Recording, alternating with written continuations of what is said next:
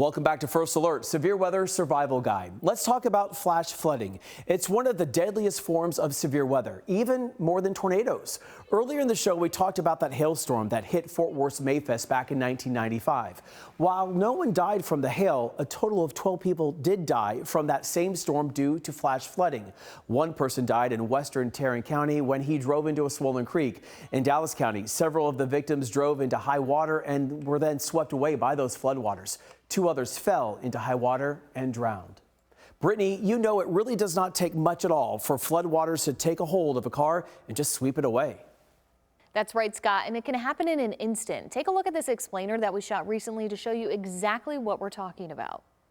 Flash flooding is the #1 severe weather killer, even more than tornadoes. Just 6 inches of water can knock you off your feet. It can also cause you to lose control of your vehicle when you're driving. At 12 inches of water, that's when we're starting to see those passenger vehicles floating away, especially with the currents that you see in that flash flood water.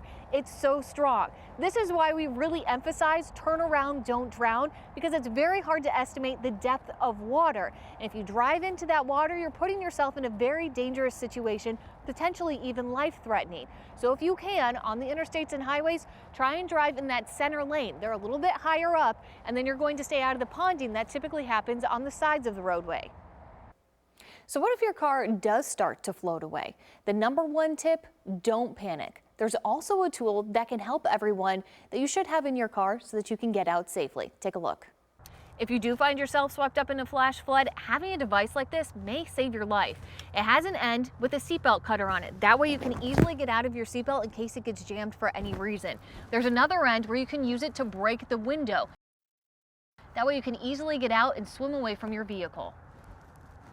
Really great information, Brittany. I have one of those tools in my car, something that every person needs to think about also as we head into severe weather season. And that's just one of the great tools, but there's also another tool that you're going to want to have available as we head into storm season. When we issue a First Alert weather day for severe storms, you want to make sure that all of your devices are fully charged. Also make sure you have the CBS News app downloaded on all of those devices, because as the storms are rolling through the area, the power could go out. That way you'll be able to continue to see our coverage streaming through the apps, and you'll know when the storm is past.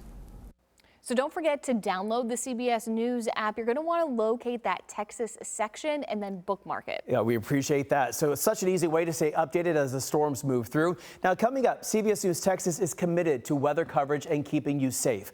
We give you a sneak peek into what we have debuting coming up soon.